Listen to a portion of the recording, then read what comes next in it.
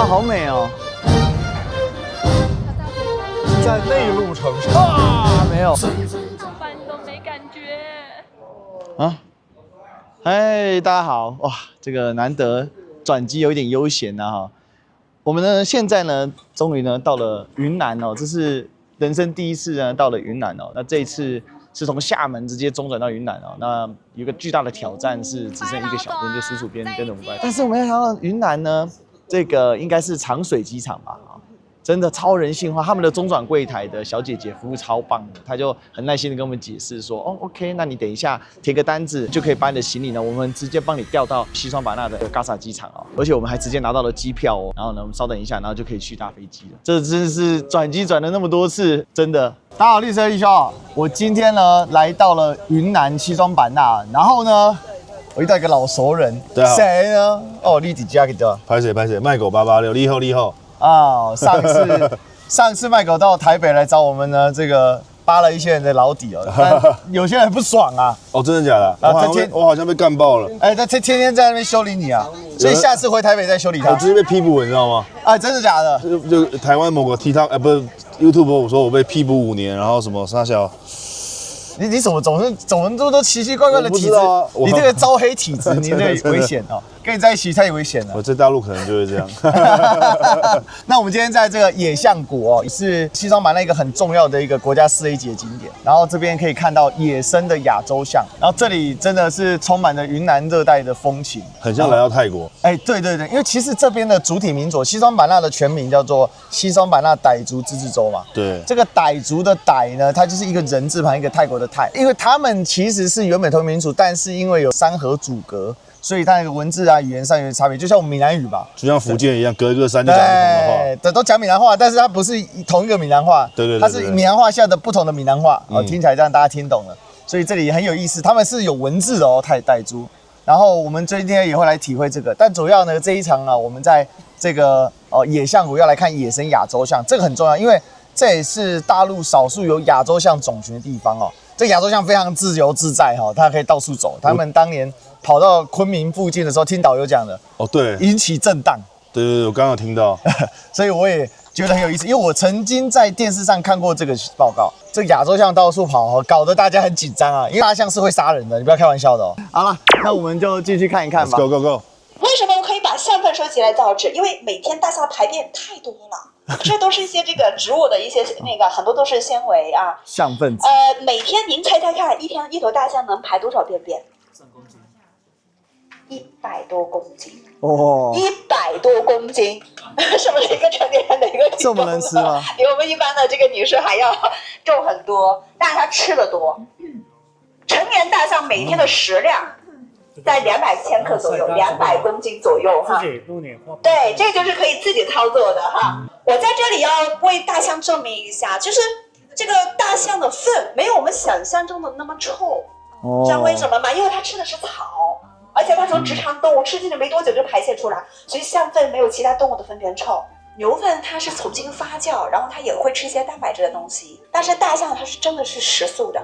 而且它属于直肠动物，吃进去没多久就排泄出来。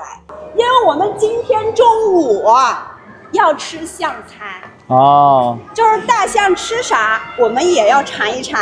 目前我们人类发现，大象能吃的植物种类呢有400多种，这些人类种的瓜果在森林当中是没有的。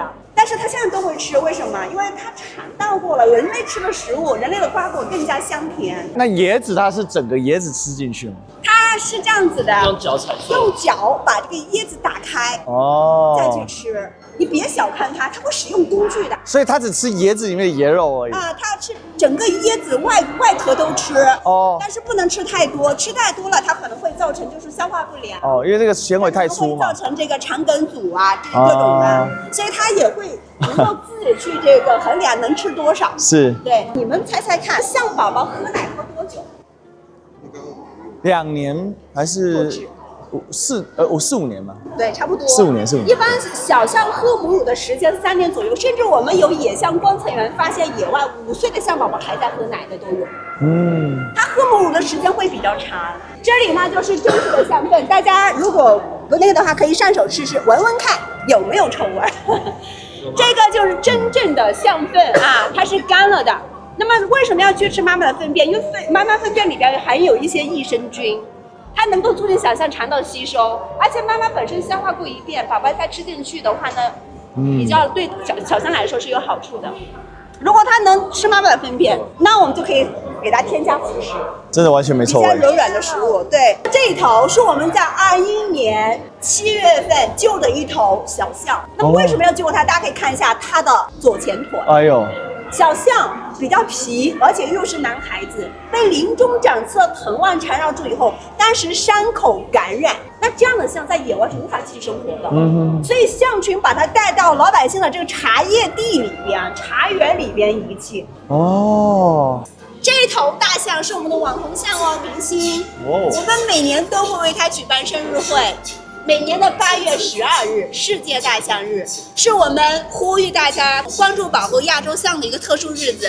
那么从2016年至今，我们野象库举办了10届。那在这里的话，给大家再分享一个小的一个点，就是这头象，你知道喝奶喝多少吗？一天，最多的时候一天喝到了48000毫升的羊奶，哇，48公斤。原本最开始找了3个羊奶妈，找了3个羊奶妈来挤奶喂它喝的，但是随着体质恢复以后，羊奶妈没办法满足它的需求，只能去给它定制全脂羊奶粉。这其实救护它、养护它花的人力、物力、财力都是非常非常巨大的。就当我们为了让我们国家的亚洲象的资源能得到更好的保护，我们花了很多的时间、精力、财力、物力去救助它们。这个是象径，就是大象走过去之后，它会把密林给打开，因为你看我们这个树木哦，非常的浓密啊，非常浓密。因为这个雨林这个地方呢，它这个树的密度是很高的，很多地方它的路是不通的。那透过大象开山辟路哦，形成了一个祭奠道路。其他动物会喜欢跟着它走，有原因的。跟着大象走，跟着象群走，它自己不用去开辟道路了，不用自己花力气了，跟着它走就好。而且在大象采食的过程当中，有一些果实嫩枝掉落下来，对于大象来说那就不够塞牙缝嘛，对吧？那其他动物慢慢捡食就满足自己的需求。而且大象在采食的过程当中，比如吃一些果实嘛，大象属于人体上动，吃进没多就排泄出来，所以很多食物是没有消化的。那比如说雉壳动物，它可以放它的粪便的。所以我觉得动物真的很神奇。而且的话，大象粪也养活了很多生物，大家喜欢的蝴蝶也喜欢吃象粪。就是它象粪里边它是有一些矿物质的，那因为大象它在食物很难获取，它会找一些消炎成分的水潭去吃进去，那么排泄出来粪便那里边就有那些矿物质。蝴蝶通过它虹吸式口去吸食矿物质。有人会吃象粪吗？对啊。说实话，我告诉你，就是说，我们当地傣家人，他有自己的傣医傣药，而野象在野外，它吃的一些植物有药用价值的。那我们当地有一种说法，就是象粪它是有治胃病的效果的，甚至还有美容养颜的效果哦。那这里为什么把它架那么高呢？其实也就是因为大象会在下面直接过去哦，给大家看有多高哦。我们直接是在树冠之上啊。好，我们现在呢要去看大象。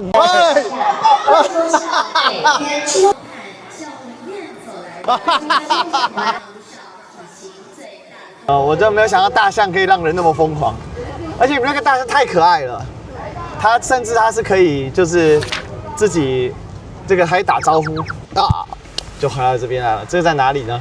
曼空岱傣族村寨，这是哪里啊？这是西双版纳傣族自治州民族传统建筑保护村寨啊，这是由这个自治州人民政府啊这个所确立的。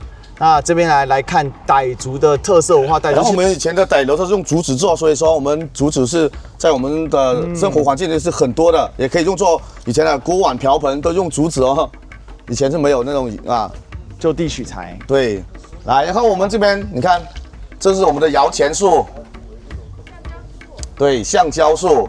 橡胶树我们是冬天不割胶，所以说都看不到了，他们割胶的样子啊。我们割胶是割一半啊。这个摇钱树是割一半留一半，对，因为这里半是要让它输送水分啊。这个橡胶树一种植的话是要种8年以后才可以割可以割40年左右啊。在30年左右的话，它最丰产。那超过40年它会死掉吗？不会死掉，可是它产量不太出胶了不再出胶，我们就更新可是这个要申报林业部门申报以后才可以。哦，就要跟现在得申报，对不对？啊，对对对，因为这个橡胶树比较很珍贵。对啊。来，我们去体验一下我们最传统的傣族的非遗。我们就等一下看见证成寝的时刻。我们来上傣语了，哈哈吼哦6、7节就是有点像粤语了，后面的节别九10，是不是像粤语？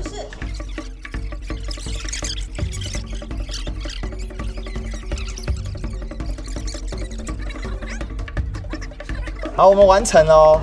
然后呢，总共是我写了3行，步步高升，万事如意，然后生意兴隆。然后数的是我只 care 这个生意兴隆。我是超满的，全部都要。终于到了晚饭现场，距离预计的晚饭时间呢，晚了半个小时，因为大塞车哦。没想到西双版纳还是会塞个车的啊，所以到了这地方啊，地大人大人也多。然后今天吃的是老挝火锅，我们就上去吃吃吧，走。它是烤涮一体的，就有喜欢涮的，大家就用涮的；喜欢烤的，大家就用烤的。它这个跟那个韩国的铜盘火锅有点像，对，有点像的。辣椒，应该是入土是吧？这个萝卜不太好，这个先。这个好吃。这是全亚洲第1大星光夜市，对，这个热气球是可以花钱带你上去，整个俯瞰整个景洪。哇，这是什么？炸虫子。对，云南18块啊，都是活的，再除一下。哎，活的，看要酥一点，是脆一点这样。那我觉得还是酥一点。对啊，蛋白质爆棚100%的，这个叫蛹，鸡肉香，嘎嘣脆。嘎嘣脆，干涮。10蒜小块。大家好，历史哥李修。然后我们现在呢，已经到了这个植物园哦，人真的很多啊，已经到了植物园了。数在这边，大家早，我们来看一下人到底有多多。来看一下，满人，而且这里离这个西双版纳的景洪市1个多小时的车程。对，这个植物园呢，占地面积有16500亩，1100多公顷，植物有14000多种，是目前中国最大的植物园，也是热带植物多样性保存最多的一所植物园。然后左手方呢，这个呢是叫做榕树，这棵是一棵巨果榕。榕树呢，在全世界大约有800多种，种类是非常多的。就是它为什么要长成这个样子呢？因为在热带林中呢，很多营养主要是在上层，所以植物的根系呢，它会比较浅，所以这些植物长成板根一样的现象，这样呢可以起到一个支撑，大风来呢就不容易倒了。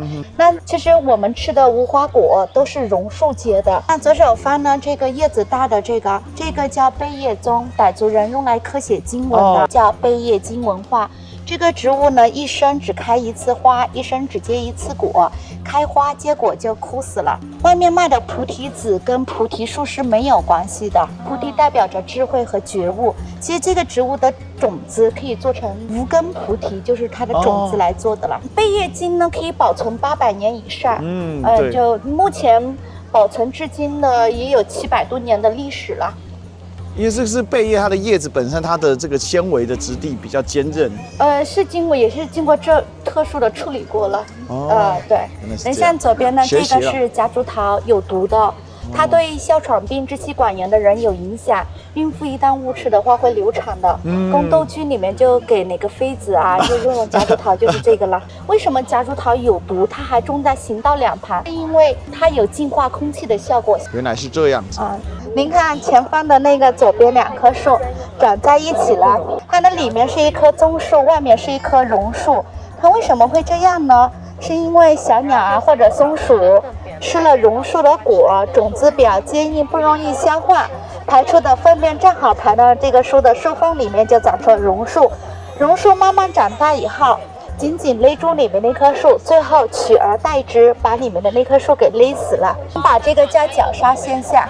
左手方的这个植物叫白雪木。我们现在眼睛所看到的白色可能不是花，是它的叶子。它的花也是白的，但是特别小，你要仔细观察。由于叶绿素没有形成之前，花青素显现嘛。其实，它为什么这样？就是因为花太小了，没办法被昆虫发现，所以他就把自己打扮得漂亮一些，这样呢就有吸引昆虫了。好可爱啊！可以去体验一下世界上最轻的木材。我们来试试看。好，第一个，来凯哥来帮忙贴一下，天真柴火。好，不中吗？你确定不中吗？不中，再来。哇，好，再来一个。啊，没有啦。哇塞，这个可以再来一个。这个大概10公斤左右。有吗？10公斤左右。我们现在风力发电的那个电板就是用这个青木了，过去用的保温瓶的木塞就是这个青木。那我们过来看一下跳舞场。有，这里在动，这里在动。这个，很慢，它是真的有在动，没有胡乱。现在来去做热气球喽，起飞啦！啊，好，很快哦，超快的。我们现在呢从植物园出来，然后我们来吃这个傣餐。其实吃的差不多了，因为太好吃，再加上赶时间，所以就几乎没有留时间给大家。但我跟大家说，这个呢是青苔，下去河里捞的青苔，然后把它烤过之后做特殊的就变这样。然后你可以夹它的糯米饭，也有一般的白饭，然后加一点肉啊、蛋啊，这样子弄起来。然后这里的特色就是手抓，所以要戴手套。但是说真的，我们不太会抓，所以两手并用。我觉得这个真的超好吃的，因为我本身不太吃饭，大家也知道。但这个真的会让我想吃个第2口。我们现在呢到了这个基诺山寨啊。基诺山寨呢，据说是这边啊，中国大陆呢最后一族确定的民族啊。那它是第56族的少数民族，那跟这边所有的傣族又不太一样哦。那属于呢这个西南少数民族，而且啊，它主要就在西三百纳自治州，人数也不多，就几万人而已哦。那接下来特别来观察一下他们这里的一个特别的民俗，我们来看一下吧。它这2个是不同的声线。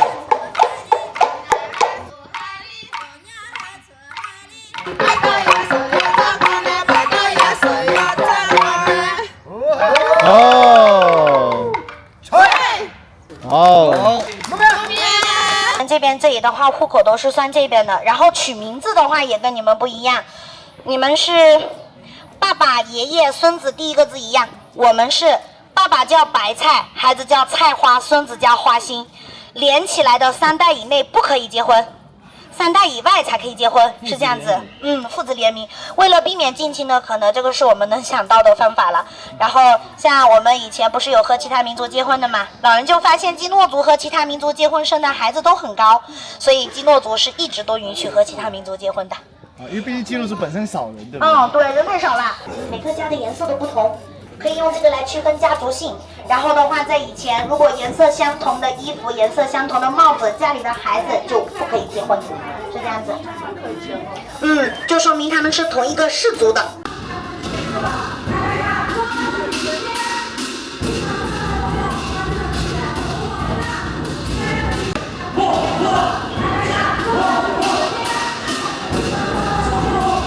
我们呢逛完了这个基诺山寨的，然后今天玩的特别的愉快哦。基诺人真的很热情，而且很豪爽。然后他们呢还保留了相当多的以前留下来的风俗，比如说女性方面呢，他们是很自信的。然后早期他们甚至不存在婚姻制度嘛。其实这个跟在本地的一个这些习俗是有关系的，那也跟人类比较原始的社会的一个形态比较有关系。类似走婚制，但他们甚至是没有婚的，他们就是这个晚上呢谁跟谁在一起。那主要是为什么是舅舅为尊？为什么？因为舅舅的跟他的姐妹之间的孩子是绝对有血缘关系，但父亲不见得跟自己的孩子有血缘关系，这样大家理解吗？这逻辑，好，这个在古代的这个逻辑是你滴血认亲啊，是不准确的，大家也知道，不少的民族的风俗是很类似的。两岸的跨越，我们在看待这台湾的民俗跟风俗，还有各种的独特性的时候，其实我们不要说把眼光只局限在台湾，就会变目光如豆。其实来到这里，你看基诺族作为中国第56个最新定义的少数民族的话，它跟台湾的原住民朋友他们的文化，它有一定程度的相通性跟共同性。语言上我们不知道，但是呢，基于可能类似的生存环境、类似的纬度，还有可能有相似的族源或者是有交互关系，所以形成这样的一个风俗。然后基诺族这边呢，我觉得还有一个很好玩的东西是，他们的饮食的东西挺好吃的。我们刚才吃了一个我们有买啊，来给大家看一下。刚买了一下，啊，我们有买哦，买了一个这个椰子贝，其实它就很像羊奶，很像羊奶，还蛮好吃的。好，到哪里都要吃，对吧？文化就是这样子。OK， 我们去坐中老铁路。大家好，立车一秀，我们现在呢来到了这个西双版纳车站，然后这里呢，你可以看到它写了一个东盟国际综合交通枢纽站哦。那这个是作为一个服务站点，虽然它现在呢可能还没有完全的启动。中老铁路未来会贯穿成为泛亚铁路，也就是从中国经过老挝，台湾叫辽国，再到泰国，再到马来西亚，最后到新加坡，成为一个整个贯穿中南半岛存在。那我们今天呢刚好有幸来到这里看一看。我们本来是有餐厅要吃饭的哦，然后但是因为行程大延宕啊，所以后来导游他们就决定呢就改成吃麦当劳。所以就变成这个麦当劳了。那大家等一下可以来吃，你看这老大最爱哎，泡泡毛毛耶，这是不是给他罩起来，给他传一下？好，现在立刻转，说到做到，立刻转。大家我们到了哦，西双版纳车站。西双版纳是云南呢的出口的口岸了。那这里再出去之后，就我们刚才说到的就是老挝，所以呢，从这里啊拉了一条铁路到老挝，就是辽国，就是所谓的中老铁路。所以刚才讲了，中老铁路到了泰国，再到了马来西亚，再到了新加坡，就打通了这条泛亚铁路。这条铁路大家等了很多年了，它有东线、中线跟西线。东线从越南，就从叔叔老家。然后中线呢，就是我们现在走这边。那西线呢，本来从缅甸，但是东线跟西线都很麻烦。但现在中线最有可能，因为现在这个中泰铁路或者说泰老铁路这一段也在盖了，所以我们今天来到这个西双版纳，你会看到它现在在把它建设成一个对东协或东盟的一个重要的出口。所以这个是我讲了那么多国际地缘政治啊，一个好实际的体验在这边，很有触动感哦，很感动哦，因为这个贯彻，然后它这个用这个文化、历史，还有所谓的古代的茶马古道做了整个的连接跟贯穿，所以你来这里看，你的感受是更深刻。那现在因为这个铁路还没有完全贯通，所以你会感觉到说这边的一个这个人流物流可能还没有那么大。但未来等到它整个铁路完全贯通之后，一路到新加坡之后，那不得了了，至少拉货的、拉人的数量会非常多。那其实我们看到车站对面都在大兴土木啊。好，那我们等下就进去吧。这我在大陆第一次坐火车啊，大家可以看一下夕阳也很美啊，哇，真的好看，真好看。来，我们进车厢了。变冷。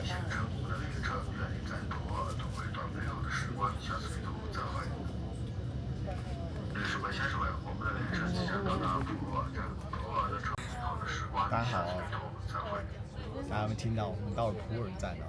普洱呢，据说是曾丽文主席的这个爸爸那边的家乡。那主席其实对于这个云南是有特别的情感的啊，希望有机会呢，可以跟曾主席一起到普洱来，这个陪他来这个祭个祖，我觉得挺好的。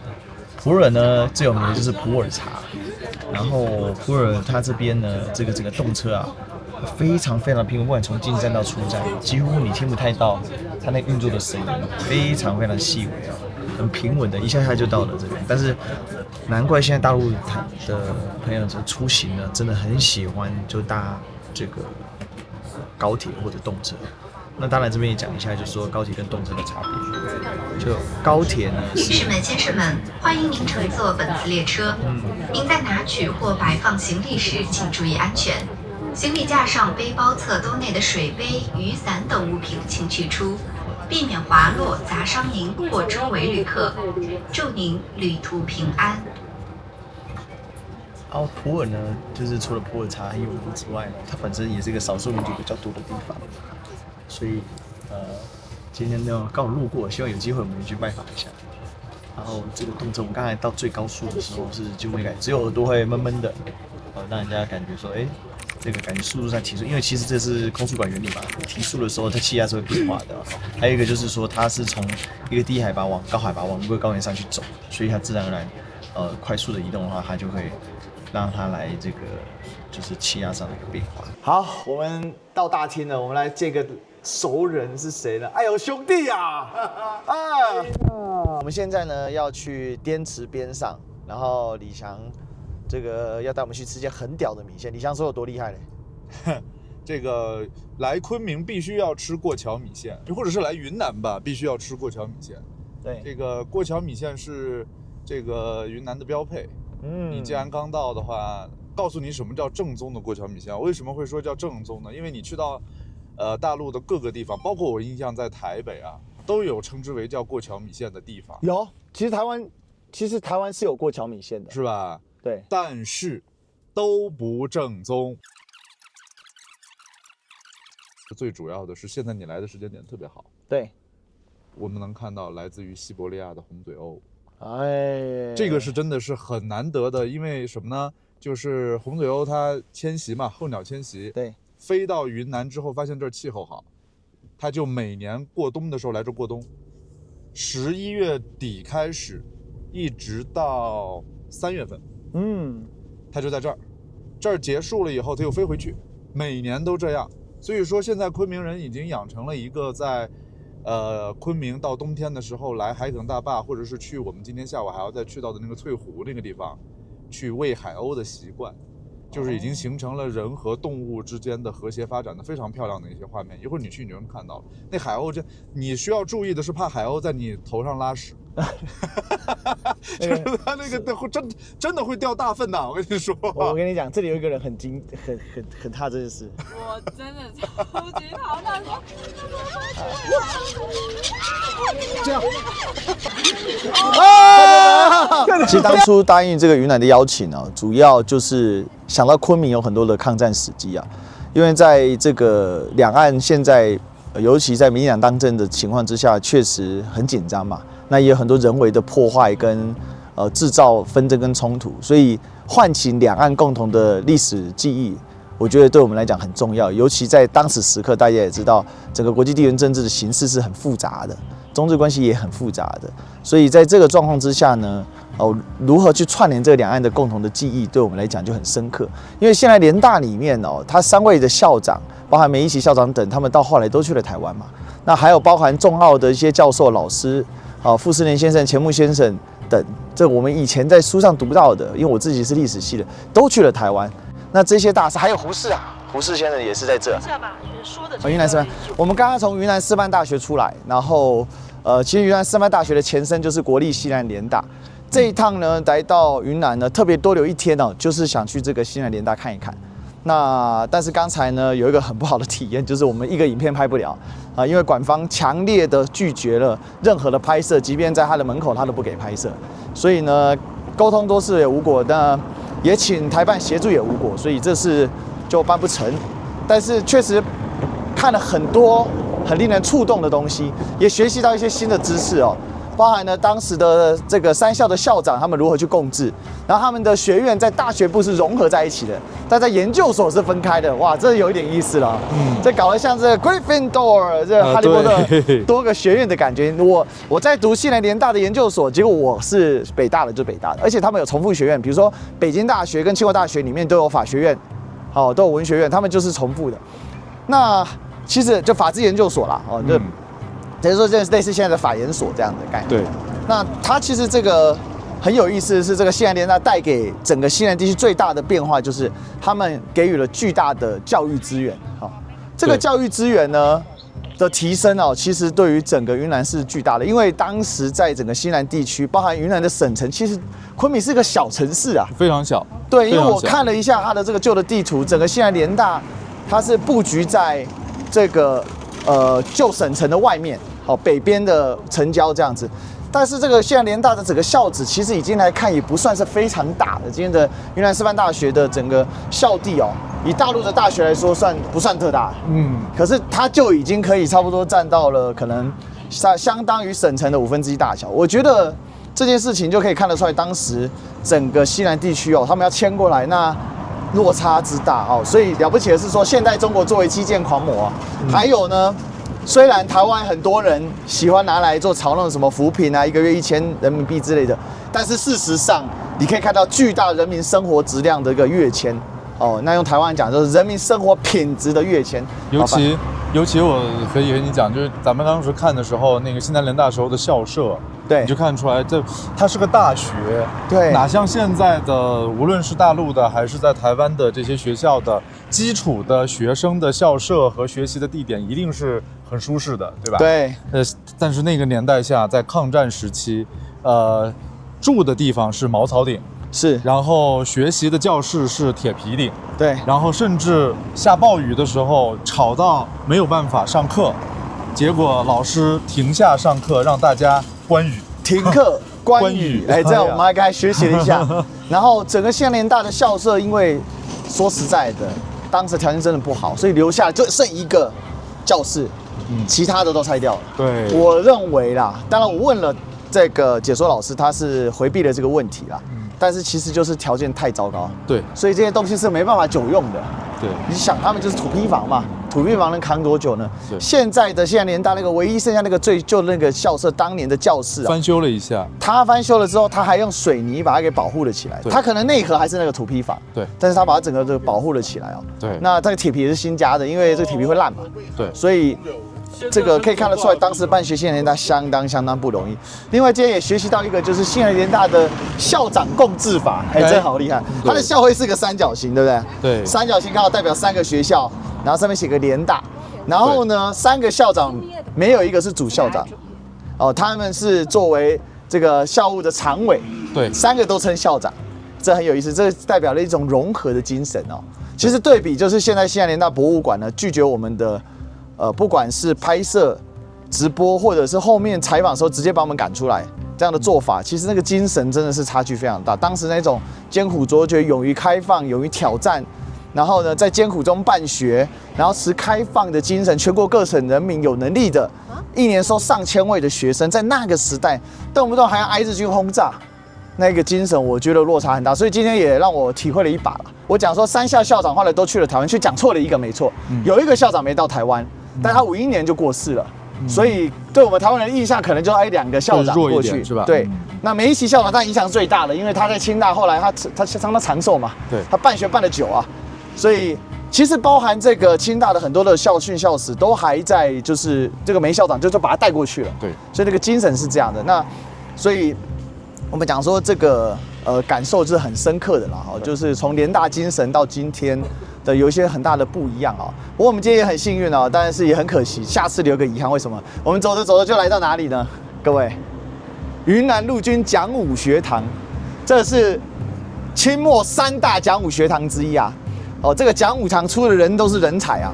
当年啊，这个蔡锷将军啊就在这边，朱德元帅。还有叶剑英元帅哈，这个大家要知道，在大陆这个都是响叮当。那朱德在台湾的历史教育那么肯定有名的，杀猪拔毛，羽毛齐鸣的，开玩笑。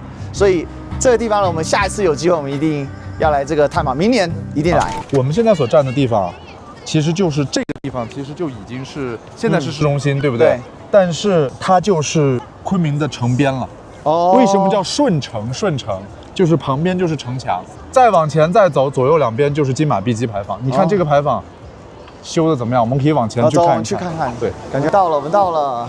牌坊左右两边是2只雄鸡，这就是碧鸡牌坊。正面金马，左右两边是马。就给大家科普一下，飞虎队呢是当年啊，就是美国的这个中国志愿航空队哦，那主要是来帮助防范日军轰炸，是的，这个很重要，因为当时昆明也被炸得不要不要的，然后包含我们稍早去的这个西南联大哦，他为什么撤到昆明呢？